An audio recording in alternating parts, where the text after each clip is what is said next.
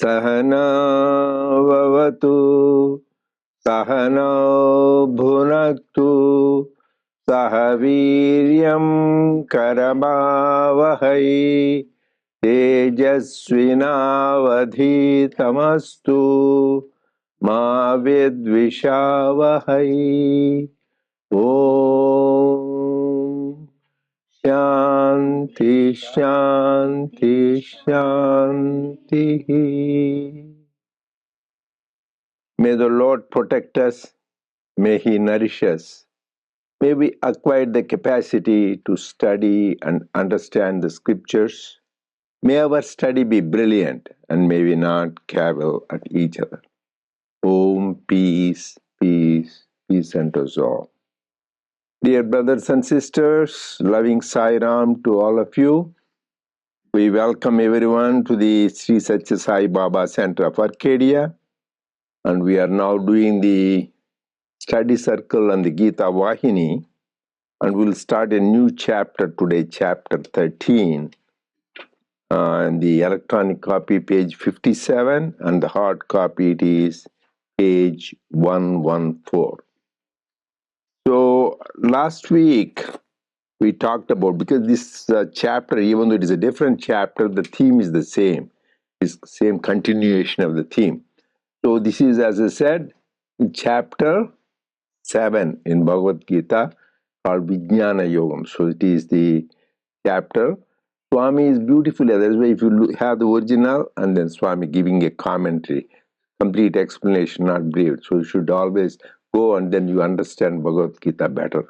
So the Lord Krishna gave it that time in the middle of battlefield. So he didn't have too much time to explain the thing. He just tell the principles and then Sai Krishna came to explain more details so that we are in this battlefield of life so that we can understand and practice that. So last week what we talked about Lord Krishna is the whole world is composed of three gunas: Sattva, Rajas and Tamas, because that is how they came from God. So all the three gunas. But a lot of people sometimes don't even know what the gunas are. So this is fundamentally everything in the universe is composed of these three gunas. So Tamas, so in the human beings, Rajas and Sattva. This is there even in animals, everything. So avoid to say even plants. So which is the tamasic plant like ganza, bhang, those kind of plants which make you, there is also plants, but they make you intoxicated. Those are all tamasic type. And rajasic, like you have too much pepper, chilies, and this is spicy things, so those leaves. And sattvic is like tulasi, bilva, neem, those kind of things. So even among plants there is, and even animals. So there are sattvic like rabbits, deers, birds, dove.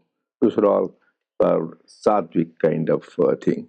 And then rajasic, very ferocious like lions, tigers, and all that. And tamasic, like python, it doesn't even get up; it will lie down for centuries together. So tamasic, those are even in animals. So, but we are humans. Fortunately, we evolved from all those plants, animals, humans. But in the humans, also there is sattvic.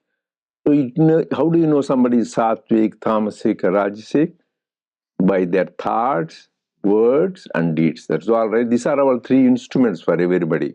We think, we talk, we say something, and we do something. So the people who are sattvic, they always have noble thoughts, kind thoughts, good of the world, good of other people. So that kind of divine thoughts, they think about God all the time, repeat His name. And when they talk, They talk softly, kindly, and smoothly. So that is why they're Satya Bhasha. Like Rama, they say, greatest example. He is Satya Bhashi, always tells the truth. Mitabhashi, they don't talk too long. They are not verbose. Oh my God, he's a chatterbox. When is he going to leave? Sometimes we wonder with some people. So they are mitabhashi. And they are hitabhashi. Even what they say doesn't hurt others. So it is going to be helpful to others. Madhura bhashi. They are all sweet words. These are all described for Lord Rama, how he talks, Satyabhashi, Mitabhashi, Hitabhashi, Madhurabhashi. So the way we talk, that for that matter, even smile, their smile. So like recently we had meeting, a lot of get-togethers. Some people, they laugh. They're so loud you can hear the other place. That is why whenever you read the Lord Rama, Krishna, Mita Smita Sundara, or Mandahasa. Manda means smile, gentle smile. Suruhasa, always very, very smile. So Swami says your joy should be seen, not heard. So your boisterous laughter. They say that is why demons, when they describe this, called vikatattahasam. That ha ha ha ha. You see that in movies they show that. It's a too loud laughter. Swami one time in a disco, I remember Americans, Swami was giving discourse. Sometimes they get excited, excited, clapping, aha. Swami said, stop right away. So this is not entertainment show. This is for enlightenment. So you need to be, even laughter should be gentle. Even walking, people who walk, they say you walk here, you hear there in the other place, dhan, dhan, dhan. So these people gentle, tread softly, sattvic people. So their thoughts are kind, their words, and their actions also are whichever gentle and helpful. Rajasic people, how do they think? They always, the thoughts are there, but they're very ambitious, greedy, how to, at all costs, they want to go up, even hurting other people. They're always too ambitious and too many desires. And their talk also is like that, passionate. And even laughter, I said, they'll be loud. And even they talk, they will talk so loud. So in the other place, Swami is the one I learned example. He, in the discourse, he talks so loud, thousands of people hear.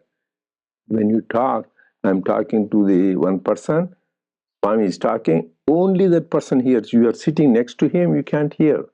So just is meant to that person, just only that person should hear, why everybody should hear. So our talk also should be gentle and soft, so that those people they are, whereas Rajasic are very loud, that is not good. So soft speech, Swami always emphasizes, even the laughter with this. And behavior, they are aggressive for their achieving their things, they will do anything. Rajasic people. In the food they eat all these spicy, passionate. That is where even Shraddhatraya, 17th chapter, he describes those people. Not that pickles are bad, eating too much pickles, spicy stuffs, and those kind of things, they are Rajasic things. Then Tamasic, their thoughts are always dull. They're because they are ignorant. They don't think of anything beyond. Swami says, Khana, Pina, Marna, Sona. They always just eat, have good food so many times, go on eating, drinking, and being happy. So they don't go beyond. And their words, there it is louder. Whereas here they use very dirty words, bad words. So some people, they're very, you have seen the world, how some people use always not foul language. So their thoughts and words are foul. And they want to have their habits. They want to eat meat, drink alcohol. So all those bad habits. So this is tamasic people. And even the way Sri Ramakrishna gave a beautiful example, you can go to somebody's house and can say they are tamasic, rajasic, or sattvic. Tamasic people, they will have all the boxers and the people, some rock stars, all their posters will be there all over.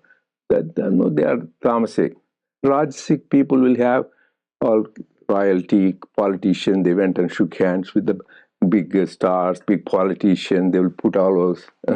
Then they're Rajasic, they want to show their importance, pomp. Huh? And they write the name. Yeah, they want to show and pomp and exhibition. Sattvic people, they'll have pictures of saints, sages, avatars, Rama, Krishna, Jesus, Buddha, Swami, anything, because all those give vibrations. That's why not just for the sake of it.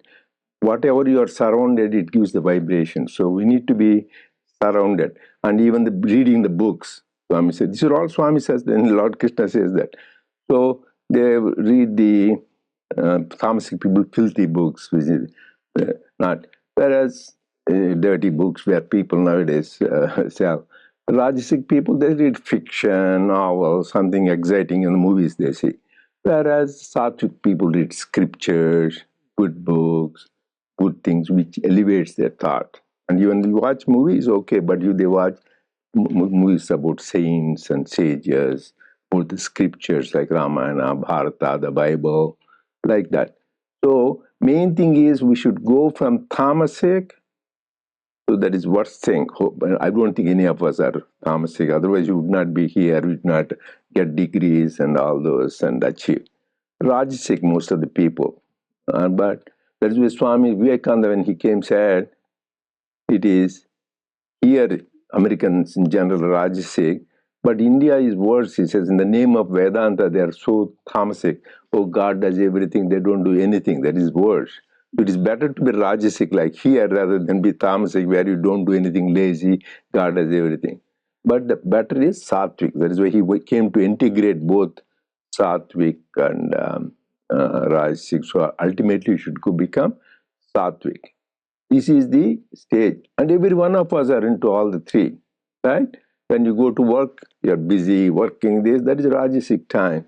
In the morning, Brahma Murta, that is why they say you should do spiritual practices between 4 to 8 a.m. in the morning and 4 to 8 p.m. in the evening. That is the called very sattvic time, 4 to 8 a.m. in the morning, 4 to 8 p.m. in the evening. That's why Swami says, who get up after 8 and take a shower, that is called Rakshasa Snanam. That means demonic Snanam. Unfortunately, I'm sorry, so many young people, they do that. So I had a call with young adults about 2 months ago. This lady said, oh, she looked very sleepy. I don't want to tell her she's from Mexico. Why you look so sleepy? I thought, what time? My time was 7. That means her time was 9:30. It's early. It's 9:30 early. So I said, she said, oh, Dr. Reddy, we sleep 1 hour because she's younger adult. She must be 25, 20. Sleep at 1 a.m. And so then they get up. But that is really not at all good. Swami says, early to bed, early to rise. So just Brahma Muhurtam, if you miss, that is the time where you have divine vibrations all over the world. So you will get that. So that is very important. So even time, that is this Sattvic time, 4 to 8 a.m., 4 to 8 p.m. All spiritual practices people do.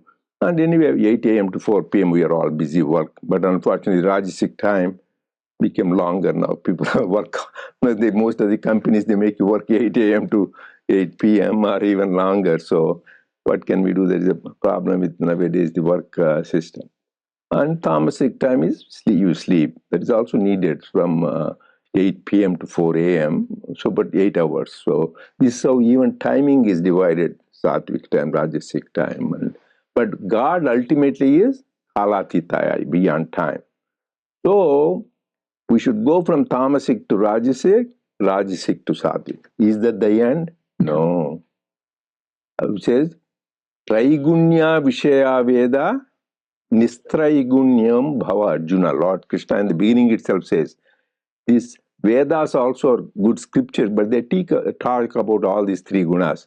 How you become sattvic, doing yajnas, repeating God's names, selfless service. But you should go beyond the three gunas because God is Trigunatita, is beyond the three gunas. That is the aim, because beautifully it is said, tamasic is also a bondage. It is like an iron chain. You are bound by it. And rajasic is silver chain. It is binds you.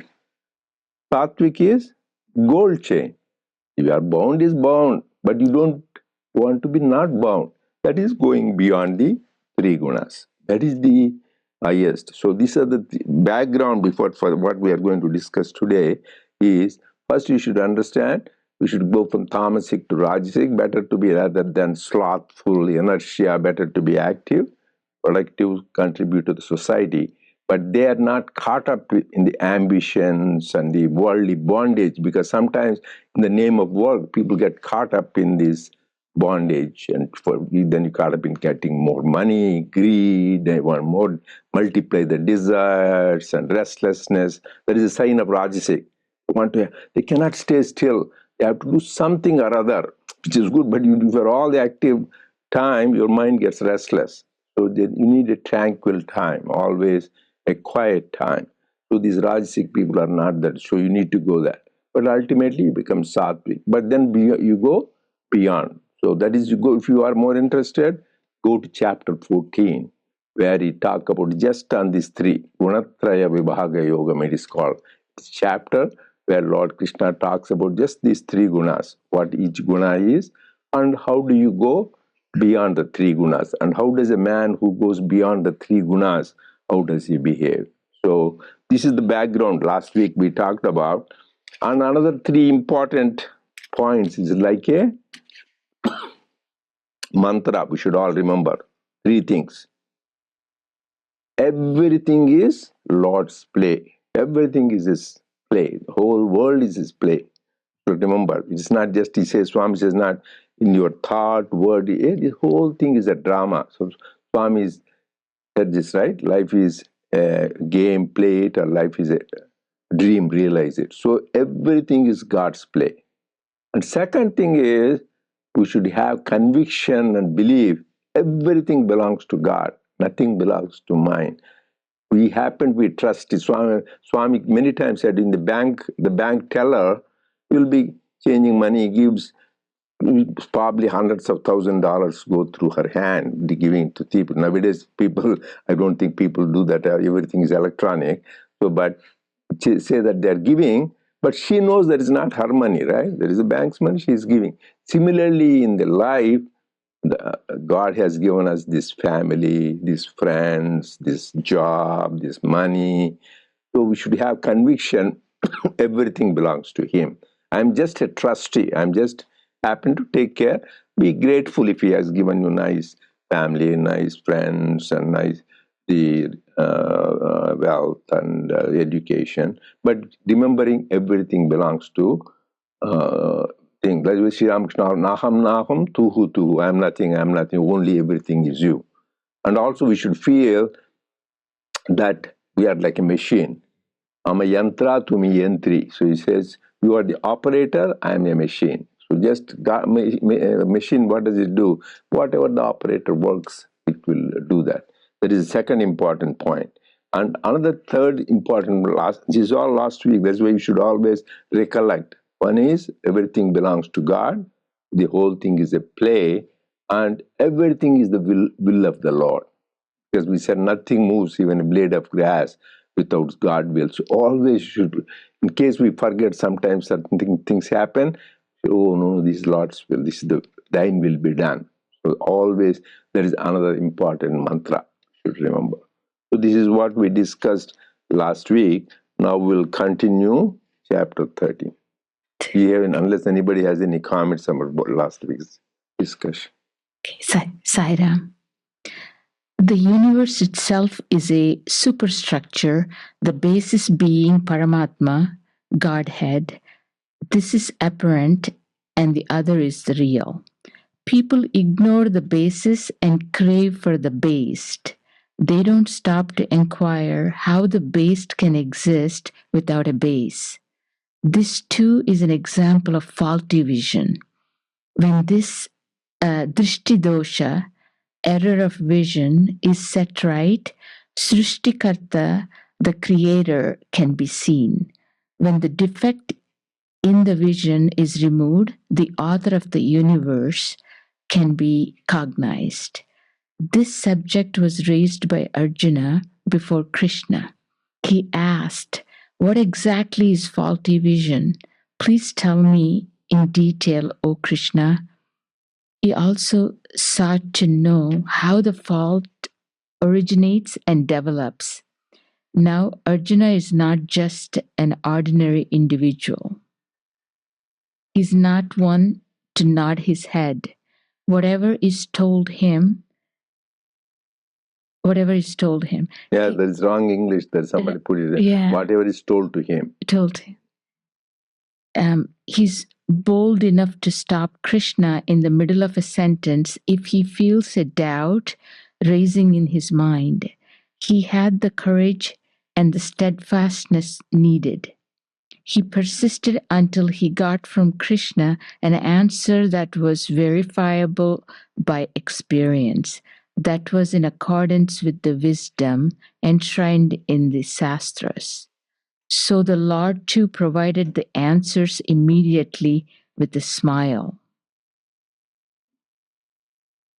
For this question, the faulty vision, Krishna had the answer. He said, "Listen, Arjuna, between me and this universe, there moves Maya, called delusion. It is indeed a hard task for man to see beyond Maya, for Maya too is mine. It is of the same substance. You can't deem it separate from me. It is my creation and under my control. It will turn in trice even the mightiest among men head over heels. You might wonder why it is so difficult to overcome. Of course, it is by no means easy. Only those who are wholeheartedly attached to me can conquer this, Maya. Arjuna, don't take Maya to mean some ugly thing that was descended from somewhere else. It is an attribute of the mind. It makes you ignore the true and the eternal Paramatma and value instead the attributable, created, manifold multiplicity of name and form.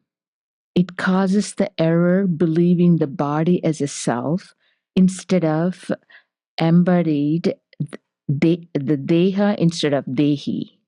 Maya is not something that was and will disappear, nor it is something that was not but later come in and is.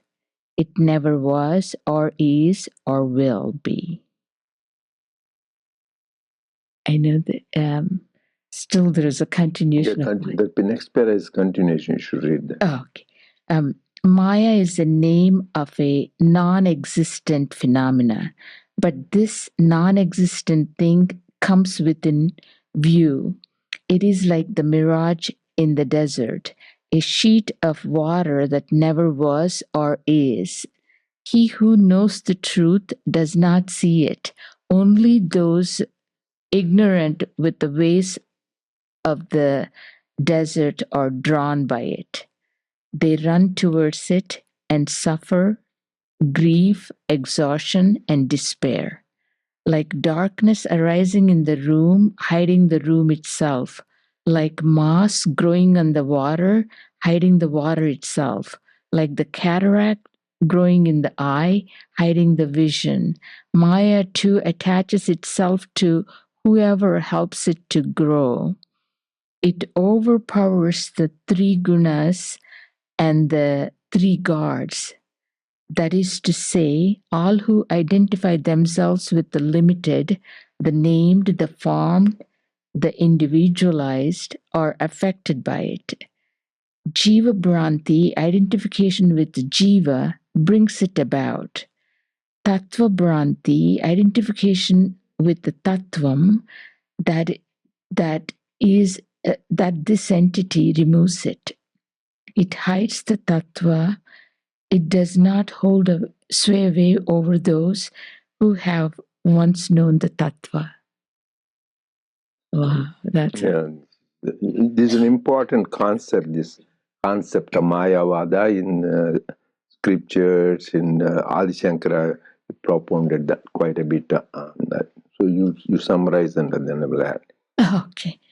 I think the just one high level thing is, so Paramatma, the God and Maya, they're both are one. It's the God's control, Maya. And I know in last class, you shared the example of Rama and Sita walking behind, and Lakshmana, Rama being Paramatma, Sita is being Maya, depicts as, and Arjuna is the Jiva. But the point here clearly is that vision. If we have that faulty vision, and especially I think once you caught up with that faulty vision, it's like a vicious circle. It's very difficult to see what's actually the basis. I think I also want to share one more point. I think from the last session, last chapter, Swami says the Sarvadhara, the foundation, the Adhishtanam is, the base is God, Brahma, Paramatma, and this universe on it is the Paramatma supports this universe. Yeah, but one thing is, we all see the two things that are all. One is creator and creation. The creation consists of all us embodied beings, humans, animals, plants, and also the nature, the mountains, rivers, everything. So this all creation is what we see, human beings, animals, plants, and the whole other nature. This is all. So what Swami is telling is, even scriptures, we are more focused on the drama and the creation, but forgetting the creator. So actually, many times it happens in the interview room in Kodaikanal. Swami, just with the wave of the hands, he materializes diamonds, gold, necklaces, and people are so enamored, they will go around and just look at it, they forget. Swami says, you are more interested in that than the creator. So if we have creator, we have everything, all those things, whereas we are interested in that. So that is why Swami says, always focus, I want to have the creator, not the creation. Because creation is dissolved. So you can make it come and it gives people and he make it disappear. So I remember one guy from South America, he gave him a nice ring. So it was so beautiful. But this guy was so he went on showing everybody after coming out of the interview to people, and he was as if he was very special. So he was so proud and happy. So after 2 days again, Swami called him interview. So he said, he thought he will give him another ring. So he told him, give the ring. Like disappeared. Oh, he cried, Swami, yeah, you are just going on showing to be they are special. So because the creation comes, he can make it disappear too. The main thing is you be humble and you be grateful for that. So that is what creation is all is sankalpa. It comes and goes. But there you should remember that the greatest example, 3 examples we had. The ocean is there, right? When the ocean comes, waves. On the waves, there is foam. And the foam, there are bubbles. So those are all name and form. Without ocean, there is no waves, right? Without ocean, there is no foam. Without ocean, there is no bubbles. But ocean can exist without waves, bubbles, or foam. Same thing. Gold is the basis for jewelry. You have necklace, anklet, bracelets. So, but gold can exist without them. But those take away the gold, there is no ornament. So all these things, and same thing, clay and pot, all these examples are given. The underlying thing is Brahman. That is what we talk about, the ocean, that is Brahman. So clay is Brahman, gold is, whereas all these other things which come out of it, they are names and forms. So don't focus on names and forms, which are temporary. One time there is a wave, small wave, another time big wave, another time no wave. So those are all disappear. Name and form are temporary, whereas reality Satchidananda is permanent. So instead of focusing on which is temporary and changing, you focus on that which is permanent, which is knowledge, existence, and bliss, which we call the Lord, God, that divine principle. So that is one important point. Don't focus on creation, but focus on the Creator. But why we are not able to do? Because of the faulty vision. Swami says, don't complain of Srishti. There is Drishti Lopam, no Srishti Lopam. That means there is nothing wrong with creation. It is your Drishti Lopam. Your problem is your vision. You have faulty vision. What is faulty vision? You are seeing the things separate. As Brahman, God separate, yourself separate, and nature separate. Ultimately, they are all three one. That is the whole important point. Why are we not able to see that faulty vision? Because of the Maya. So, because of Maya, I told last time, Rama going in front, Sita, Mother Sita represents Maya, and the Jivi is Lakshmana. So he cannot see as long as the Maya is in between. But this is underlined 3 times. It's very important. Swami said, Maya was never there, is not here, or never will be there. Maya is there, but now Maya is not there. He says, Maya, by definition, Sanskrit, something which never existed, but we think it exists. That is why this sloka, if you know, I will tell you, is like a mantra for me. One of the most favorite. Daivi Hesha Gunamayi Mama Maya Duratyeya Mameva ye prapadyante Maya metam tarantite. Swami exactly described each thing. He says, Arjuna, Daivi Hesha. It is whose is this Maya? Daivi Hesha. This is from me.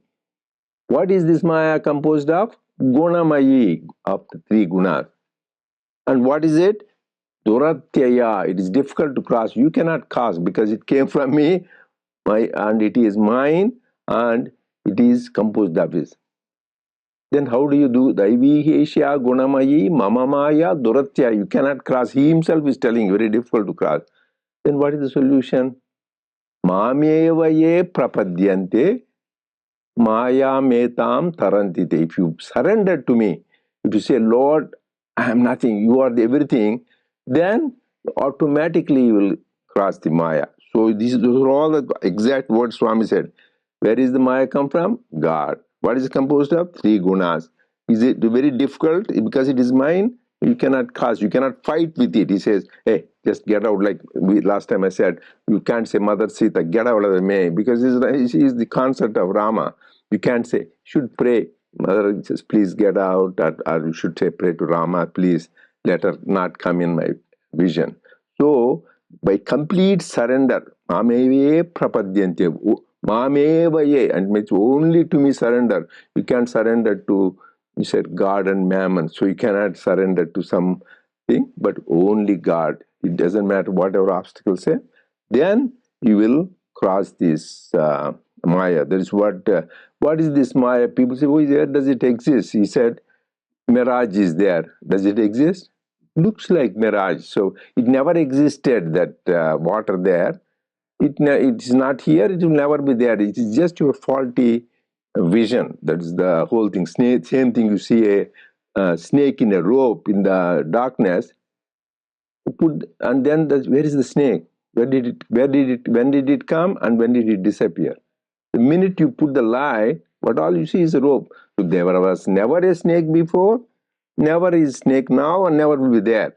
But during that temporarily, when it's darkness, you see the snake as a garland, or as a snake, this rope as a snake, or a garland, or a water, depending upon your concept. So it's because of our ignorance, this is faulty vision. So we need to get rid of that important. So it never existed, and what is, in simple words, Sri Ramakrishna beautifully said, what is Maya is? I and mine is the warp woof of Maya.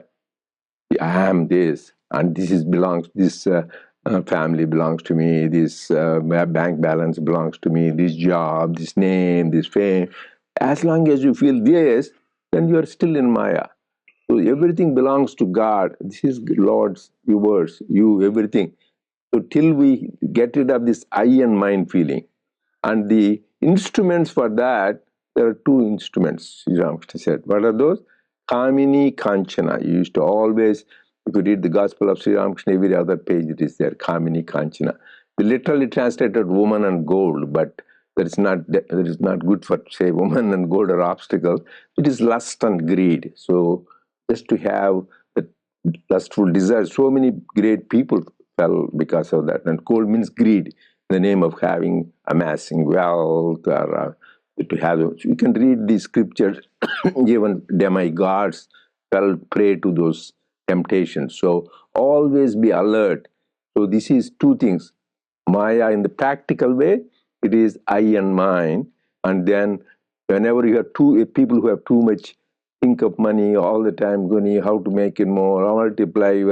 So, and then also about this sensual pleasures or desires, that means the Maya will bind you. So we should always have self-audit, how to go beyond that. So the Maya is because of our body consciousness. It says beautifully, Swami, as long as you have Jiva Bhranti, you are this body, I am this, you will be caught in Maya.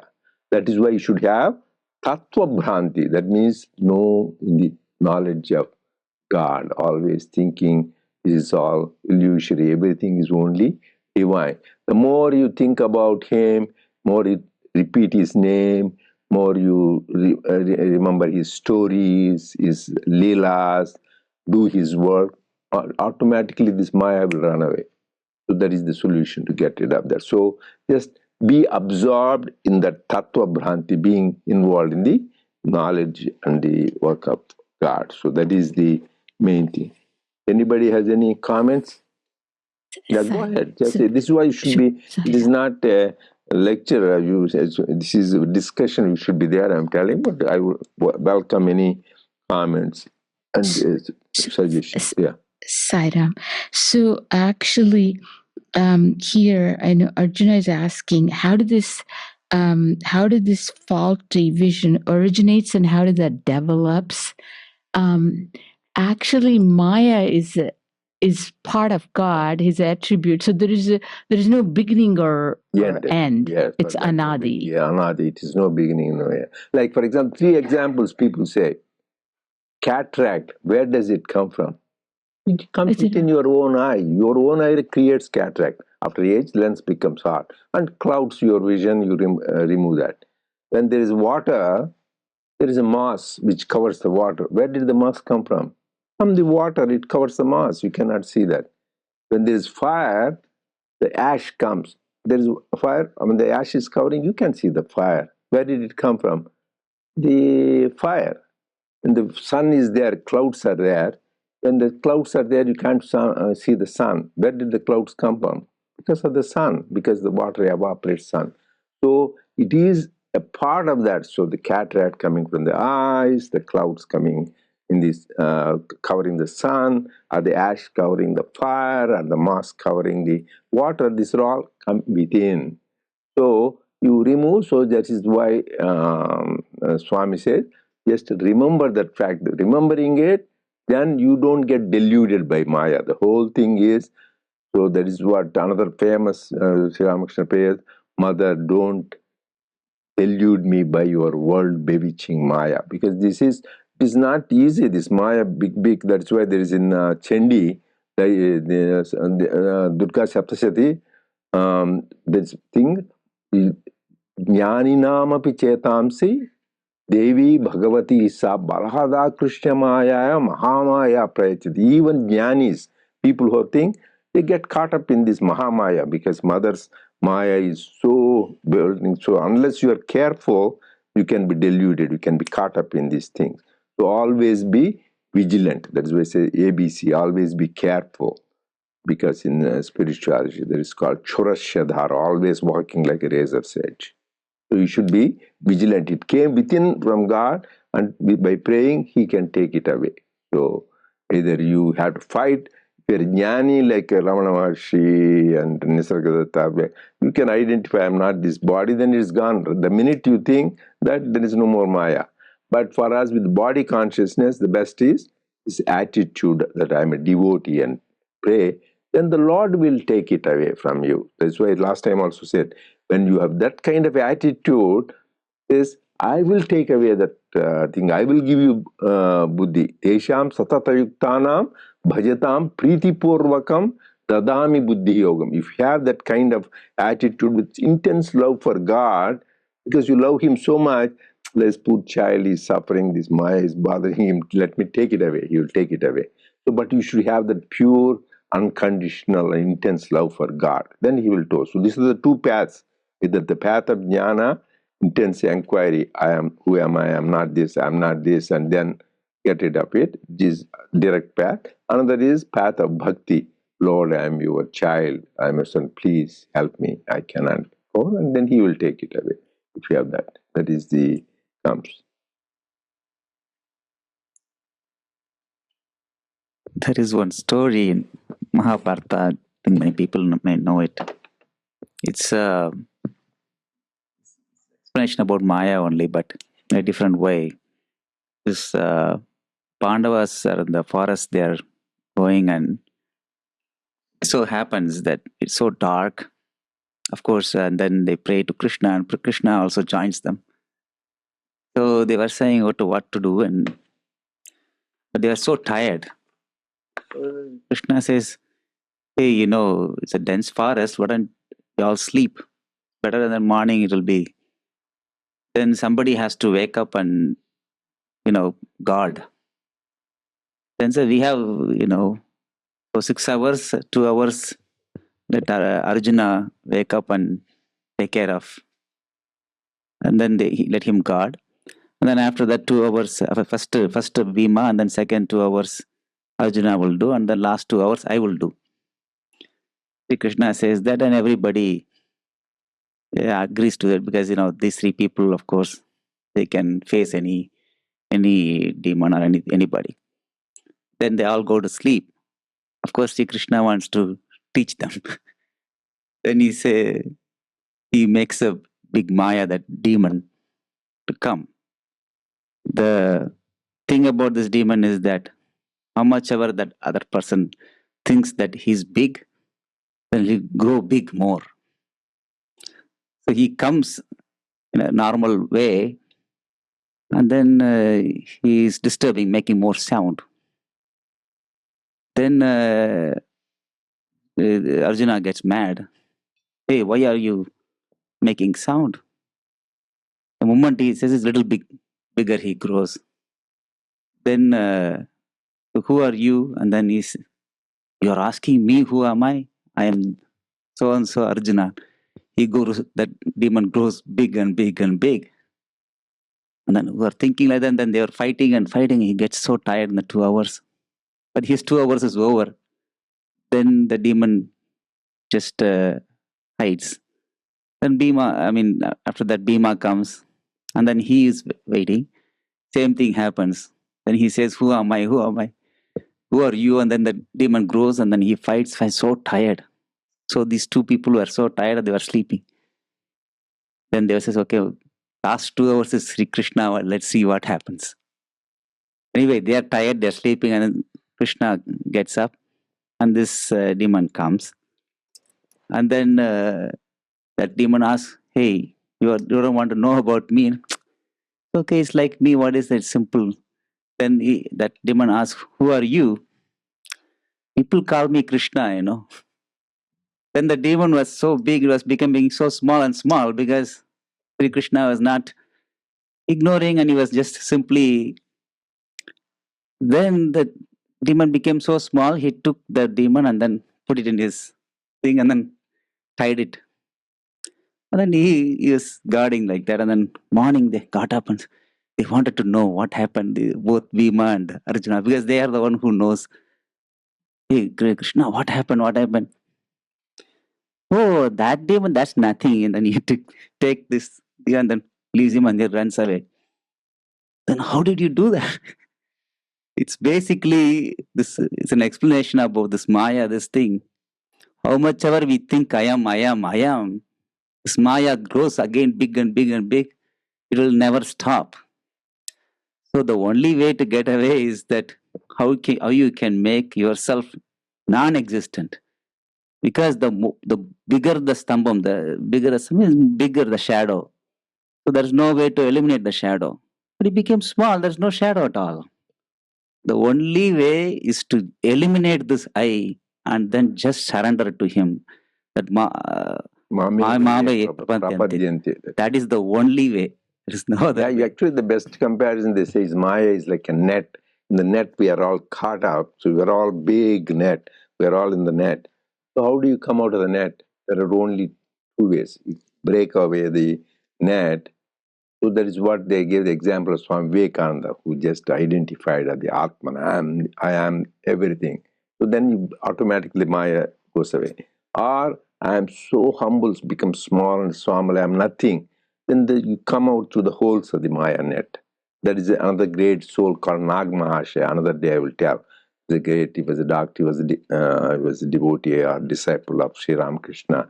He was the embodiment of humility. So he negated himself, I am nothing, everything is the Lord. So he came out to the hole of the sleep. He became so small, he came out of the hole of the Maya net. And Vivekananda became so big. So either becoming so big means there is a path of jnana. Become so small means path of the thing. Because whenever people want to test even God, he reminded me about that sleep. Some one devotee, seen two devotees actually, they want sleeping with Swami. They said, really, God? She says he doesn't sleep. Really, he sleeps or not? They want to test. They were like, Swami, can we sleep with you? They was like, so they wanted to watch the whole night just whether Swami sleeps or just says he doesn't sleep. So after a while, then Swami said, you came to Swami. They didn't say they came to test Swami. So you wanted to test where Swami sleeps, but you guys, after a few hours, you were snoring like this. So he's thing. So these people, we think we are caught up in the Maya and do that. So just be humble and kind, and then God will take care. Okay, we'll continue next week.